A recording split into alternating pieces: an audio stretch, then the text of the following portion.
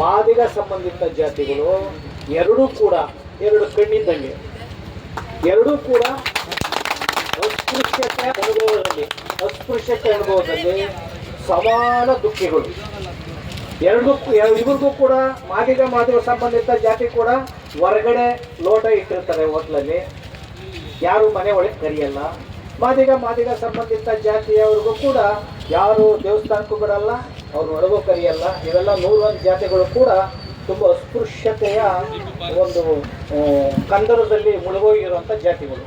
ಅದರಲ್ಲಿ ಕಡೆ ಜಾತಿಗಳು ಯಾವಂದರೆ 101 ಜಾತಿಗಳಲ್ಲಿ ಅಲೆಮಾರಿ ಜಾತಿಗಳು 49 ಅಲೆಮಾರಿ ಜಾತಿಗಳು, ಇನ್ನು 10 ಅತಿ ಸೂಕ್ಷ್ಮ ಅಲೆಮಾರಿಗಳು. ಆ ಸಮಾಜಕ್ಕೆ ನ್ಯಾಯ ಸಿಗಬೇಕಾಗಿತ್ತು. ನ್ಯಾಯ ಸಿಕ್ಕಿಲ್ಲ, ಸಿಕ್ಕಲಿ ಅಂತ ನಮ್ಮ ಒಂದು ಆಶಯ, ನಮ್ಮ ಹೋರಾಟ.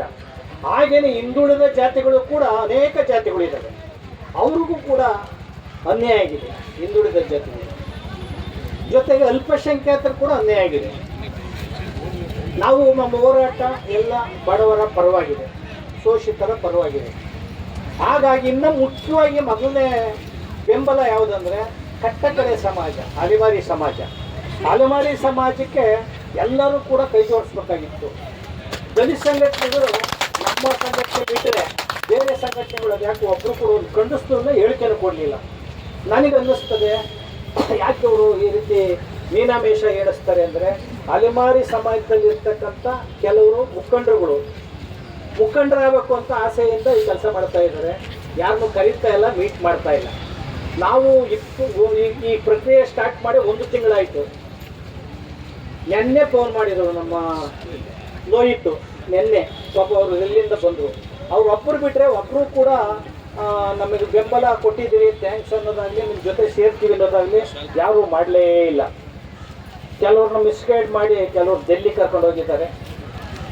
ರಾಹುಲ್ ಗಾಂಧಿ ಅವನು ಏನು ಅರೆ ಕಡಿತಾನೆ ಕಿಶಿತಾನೆ ಅನ್ನೋ ನನಗೆ ಚೆನ್ನಾಗಿ ಗೊತ್ತದೆ. ಸಿದ್ದರಾಮಯ್ಯ ಏನು ಹೇಳ್ತಾರೋ ಅದೇ ಕೆಲಸ ಅವ್ರು ಮಾಡೋದು. ಇಲ್ಲಿ ಹೋರಾಟನ ಬಲವಾಗಿ ಕಟ್ಟಿ ಎಲ್ಲ ಮುಖಂಡರುಗಳು ಮೀಟ್ ಮಾಡಿ ಅಂದರೆ, ನಮ್ಮ ಅಲೆಮಾರಿಯಲ್ಲಿರ್ತಕ್ಕಂಥ ಮುಖಂಡರುಗಳು ಏನಿದ್ದಾರೆ ಅವರು ನಮ್ಮ ಮುಖಂಡರಾಗಬೇಕು. ಕೆಲವು BJP-ಗವ್ರೆ, ಕಾಂಗ್ರೆಸ್ಗವ್ರೆ, ಆಮೇಲೆ ದಲಿತ ಸಂಘಟನೆಗಿರೋರು ಸೇರ್ಕೊಂಡ್ಬಿಟ್ಟವ್ರು ಒಳಗಡೆ. ಅವರು ಯಾವ ದಲಿತ ಸಂಘಟನೆ ಚಳುವಳಿಗೆ ಇದ್ದವರಲ್ಲ, ನಾನು ನೇರವಾಗಿ ಹೇಳ್ಬೇಕು ಈ ಶಿಬಿರದಲ್ಲಿ. ಆಮೇಲೆ ಯಾವ ಚಳುವಳಿನೂ ಮಾಡಿದವರಲ್ಲ, ಆಮೇಲೆ ಯಾವ ಹಿರಿಯ ಚಳುವಳಿಗಳಲ್ಲಿ ಅವರು ಸಂಪರ್ಕ ಇದ್ದವರಲ್ಲ. ಅವರು ಲೆಫ್ಟ್ ನುಸುಳಿ ಬಿಟ್ಟಿದ್ದಾರೆ. ಹಂಗಾಗಿ ಇಲ್ಲಿ ಈ ಪಾಪ ಈ ಅಲೆಮಾರಿಗಳನ್ನ ದಿಕ್ಕು ತಪ್ಪಿಸ್ತಾ ಇದ್ದಾರೆ. ನೀವು ಇದೇ ಪರಿಸ್ಥಿತಿ ಮುಂದುವರೆದ್ರೆ, ನಾನು ನಿಮ್ಗೆ ಹೇಳ್ತೇನೆ, ಅಲೆಮಾರಿಗಳ ಕಿವಿ ಮಾತನ್ನ, ಇದೇ ಪರಿಸ್ಥಿತಿ ಏನಾದರೂ ಮುಂದುವರೆದ್ರೆ ಖಂಡಿತ ಅಲೆಮಾರಿಗಳಿಗೆ ನ್ಯಾಯ ಸಿಗಲ್ಲ. ನಿಮ್ಮ ಬದಲು ಮಾಡ್ಕೋಬೇಕು. ನಿಮ್ಮ ಹೋರಾಟ ದಿಕ್ಕನ್ನು ಎಲ್ಲರೂ ಬಿಟ್ಟಿಸ್ಬೇಕು, ಎಲ್ಲರೂ ಇಲ್ಲಿ ಕರಿಬೇಕು, ಎಲ್ಲರೂ ಮೀಟ್ ಮಾಡಬೇಕು. ನಿಮ್ಮಲ್ಲಿರೋರು ಯಾರ್ಯಾರು ಮಿಸ್ಗೈಡ್ ಮಾಡ್ತಾರೆ ಅವ್ರ ಮೇಲೆ ನಿಮ್ಗೊಂದು ಗಮನ ಇರಬೇಕು. ನಾನು ಯಾರಿಗೂ ಎದುರ್ಕೊಳ್ಳೋನಲ್ಲ, ಇರೋ ವಿಚಾರಗಳನ್ನು ನಾನು ಹೇಳೋಂಥ ಅಲೆಮಾರಿಗಳಿಗೆ ನ್ಯಾಯ ಸಿಗಬೇಕು ಅಷ್ಟೇ ಮಾತ್ರ. ಇಟ್ಕೊಂಡು ಈ ಹೋರಾಟ ಪಡೆಯಕ್ಕೆ ಯಾರು ಓದ್ತೀರಾ, ಅದು ನಿಮ್ಗೆ ಒಳ್ಳೇದಾಗಲ್ಲ. ಅಲೆಮಾರಿಗಳಿಗೆ ಅಲೆಮಾರಿಗಳಿಗೆ ಒಂದು ಟಾರ್ಪಲ್ ಗತಿ ಇಲ್ಲ ಪಾಪ, ಒಂದು ಕೂಡಿಸಿಲ್ಲ. ಅವ್ರು ಊಟ ಚಾಟಿ ತಗೊಂಡು ಹೊಡ್ಕೊಂತಾರೆ. ನೀವು ಚಾಟಿ ಎಲ್ಲ, ನೀವು ಪ್ರಾಣ ಕಳ್ಕೊಂಡು ಕಣ್ಣುಗಳು ಓಪನ್ ಆಗಲ್ಲ. ರಾಹುಲ್ ಗಾಂಧಿ ಕಣ್ಣು ಬಾಯಿ ಅಲೆಮಾರಿಗಳಿಗೆ ಇಲ್ಲ, ಓಟ್ ಇಲ್ಲ. ವೋಟರ್ ID ಕೂಡ ಅವ್ರಿಗೆ, ರೇಷನ್ ಕಾರ್ಡ್, ಒಂದ್ ಕಡೆ ನೆಲೆ ಇಲ್ಲ, ಮನೆ ಇಲ್ಲ, ಕಾಡವಾಸ ಮಾಡೋರು ಕಾಡಿಗೂ ಬಿಡ್ತಾರೆ. ಬೀದಿಲ್ ಭಿಕ್ಷೆ ಬೇಡವರು, ಭಿಕ್ಷೆ ಬೇಡಿದ್ರೆ ಒಳ ಏನು ಜೀವನ ಮಾಡೋದಕ್ಕೆ ದಿಕ್ಕು ದೇಶ ಇಲ್ಲ. ಒಬ್ರು MLA ಇಲ್ಲ, ಒಬ್ರು ಇಲ್ಲ, ಒಬ್ರು ಪಟೇಲ್ ಪಂಚ ಸರ್ಕಾರದ ಸೌಲಭ್ಯ ಪಡೆದಂತ ಜಾತಿಗಳು ನನ್ನ ಲಿಸ್ಟಿಗೆ ಹೇಳಿದೆ. ಎಷ್ಟು ಸರ್ಕಾರ ಕೊಡೋದೇ ಇಲ್ಲ. ಆಮೇಲೆ ಇವರಲ್ಲಿ ಡಾಕ್ಟರ್ ಇಲ್ಲ ಗುರುತಿಸಿ ನಾಗಮೋಹನ್ ದಾಸ್ ಅವರು ಪ್ರತ್ಯೇಕವಾಗಿ ಮೊದಲನೇ ಆದ್ಯತೆ ಕೊಟ್ಟಿದ್ರು. ಇವರು ಮತ ನಮ್ಮ ರಾಜಕೀಯವಾಗಿ ಏನೋ ತಾಯಿಕ ಅಲ್ಲ, ಇವರು ನಮ್ಮ ಓಟಿನ ರಾಜಕಾರಣಕ್ಕೆ ಇವ್ರು ಇಲ್ಲ ಅಂತ ಮಾಡೋದಕ್ಕೋಸ್ಕರ ಇವ್ರು ಕೈ ಬಿಟ್ಟಿದ್ದಾರೆ. ಈ ರೀತಿ ಬಿಡಿ ಬಿಡಿ ಏನ್ ಹಾಕ್ಕೊಡಿ ತೀವ್ರ ಅನ್ಯಾಯವನ್ನ ಮಾಡಿದ್ದಾರೆ. ಈ ಅಲಮಾರಿಗಳು ಹೋರಾಟನ ನೀವು ಗಗನಕ್ಕೆ ಕೊಂಡೊಯ್ಯಬೇಕು, ತೀವ್ರವಾಗಿ ಹೋರಾಟ ಮಾಡಿ ಭಾವನೆ ಇಟ್ಕೊಂಡು ಹೋರಾಟವನ್ನ ರಾಜಕೀಯಕ್ಕೆ ಬಳಸ್ಕೊಂಡ್ರೆ ಶಂಕೆನೇ ಇಲ್ಲ. ಏನ್ ರಾಜಕೀಯಕ್ಕೆ ಮಾದಿಗ ಸಂಬಂಧಿತ ಜಾತಿಗಳೇನೆ ಬಹುಸಂಖ್ಯೆ ರಾಜ್ಯದಲ್ಲಿ ಅಂತ ಹೇಳ್ಕೊಳ್ಳೋವು 35 ವರ್ಷ ಆಯಿತು ಹೋರಾಟ ಮಾಡಿ. ಸುಪ್ರೀಂ ಕೋರ್ಟ್ ಆದೇಶ ಬಂದಿಲ್ಲ ಅಂದ್ರೆ ಏನು ಮಾಡಕ್ಕಾಗಲ್ಲ. ಅಷ್ಟು ಬಿಗಿ ವಸ್ತು ಈ ರಾಜ್ಯದಲ್ಲಿದೆ. ಜಾತಿಗಳು ಪ್ರಭಾವಿ ಭೂಮಾಲೀಕರು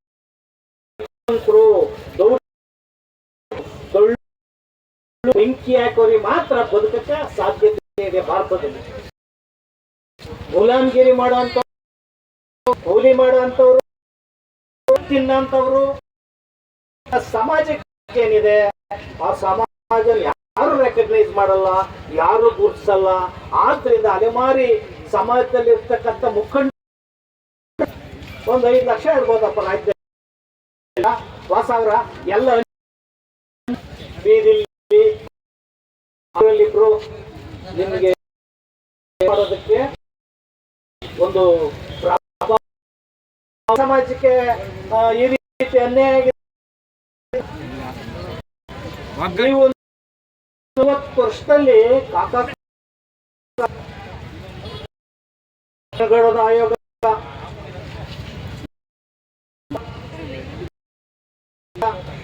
ಅವನೂರು ಆಯೋಗ, ಆಯೋಗ ನಡೀತಾ ಇದೆ. ಅವರು ಅಧ್ಯಕ್ಷರ ಆಯೋಗದಲ್ಲಿ ಈಗ ನಡೀತಾ ಇದೆ. ಆಯೋಗ SC ನಲ್ಲಿ ದಾಸ್ ಆಯೋಗ ಎಲ್ಲ ಪ್ರಭಾವಿ ಜಾತಿಗಳು ಜಾತಿ ಪಡೆಯಕ್ಕೆ ಸಾಧ್ಯ ಆಗಿದೆ. ಎಲ್ಲ ಆಯೋಗದ ವರದಿಗಳು ಕೂಡ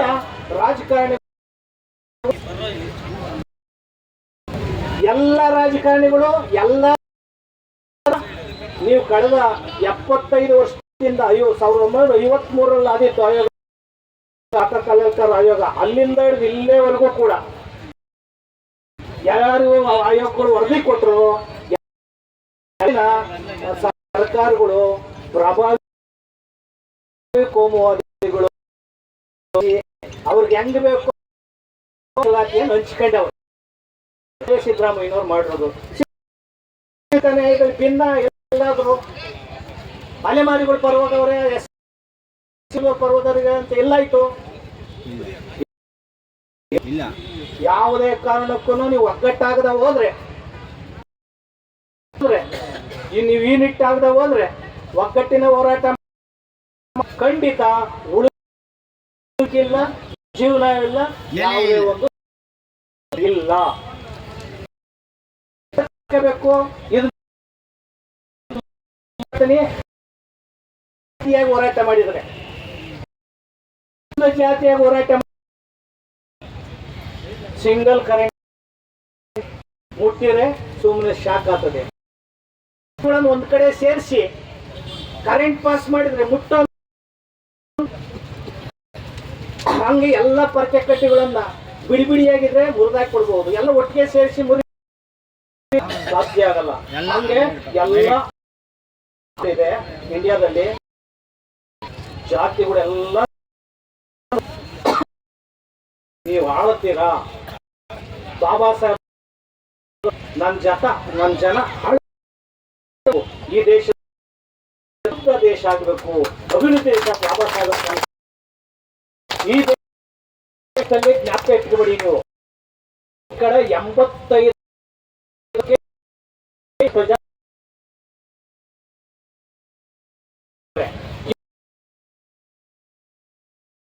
ಕಲ್ಪಿಸಿದ್ರು. ಆದರೆ ಸರ್ಕಾರ ಬಹಳ ಮುಂದುವರೆದಂತಹ ಸಿ ಆ ಸಿ ಗುಂಪಿಗೆ ಸೇರಿಸಿರೋದ್ರಿಂದ ಅಲ್ಲಿ ಬಲೆ ಆಗಲ್ಲ, ಅವರಿಗೆ ಸಹಾಯ ಸಿಕ್ಕಲ್ಲ. ನಾನು ಬರೋದೇನಂದ್ರೆ ನೋಡಿ, ಇಂಜಿನಿಯರು, MBA ಮತ್ತೆ PhD ಇದರಲ್ಲಿ 40 ಜಾತಿಗಳು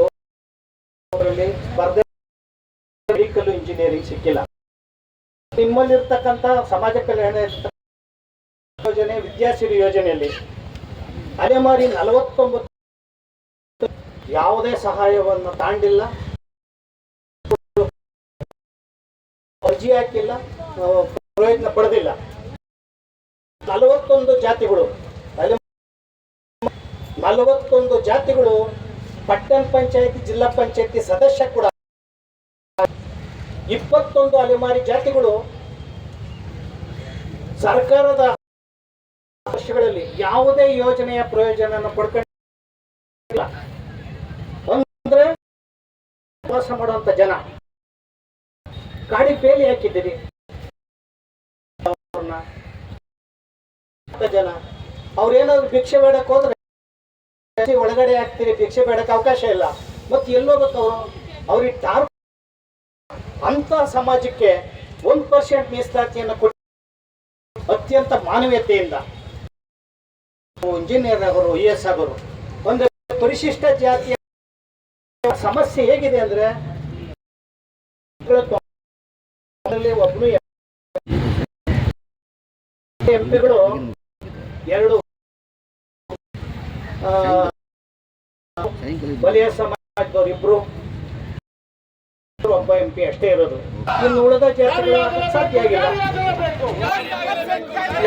MLA ಕೂಡ ಇಲ್ಲ, ಒಬ್ಬ ತಹಶೀಲ್ದಾರ್ ಇಲ್ಲ, ಒಬ್ಬ DC ಇಲ್ಲ. ನೀವು 1% ಮೀಸಲಾತಿಯನ್ನು ಕೊಟ್ಟಿದ್ರೆ ಡಾಕ್ಟರ್. ಈ ಒಂದು ಪದ್ಧತಿ ಸಿದ್ದರಾಮಯ್ಯನವ್ರಿಗೆ ಯಾಕೆ ಬರಲಿಲ್ಲ? ಸಾಮಾಜಿಕ ನ್ಯಾಯದ ಅಧಿಕಾರರು ನೀವು. ಪರಿಶಿಷ್ಟ ಜಾತಿಯವರ ಸುಮಾರು ಒಂದಷ್ಟು ಮೀಸಲಾತಿನ ಕೊಡಬೇಕು, ಜೊತೆಗೆ ಬಡ್ತಿ ಮೀಸಲಾತಿ, ಬ್ಯಾಕ್ಲಾಗು, ಮತ್ತೆ ಈಗ AK AD AAನಲ್ಲಿರ್ತಕ್ಕಂಥ ಗೊಂದಲ ಇವೆಲ್ಲನೂ ಕೂಡ ಕೂಡಲೇ ಸರ್ಕಾರ ಸರಿ ಮಾಡಬೇಕು. ಮತ್ತೆ ನಮ್ಮ ಹಣ ಬಳಸಿರೋದನ್ನ ಅಭಿವೃದ್ಧಿಗೆ ವಾಪಸ್ ಕೊಡಬೇಕು, PTCL ಕಾಯ್ದೆ ವಾಪಸ್ ಪಡಿಬೇಕು. ಇನ್ನು ಅನೇಕ ಬೇಡಿಕೆಗಳಲ್ಲಿಟ್ಟಂಥ ಮನವಿಯನ್ನು ನಾನು ಓದಕ್ಕೆ ಹೋಗಲ್ಲ, ಯಾಕಂದ್ರೆ ಈಗಾಗಲೇ ಸಾಹೇಬರು ನಾವು ಈಗಾಗಲೇ ಅವ್ರ ಟೈಮ್ ಜಾಸ್ತಿ ತಾಂಡಿದ್ದೀವಿ.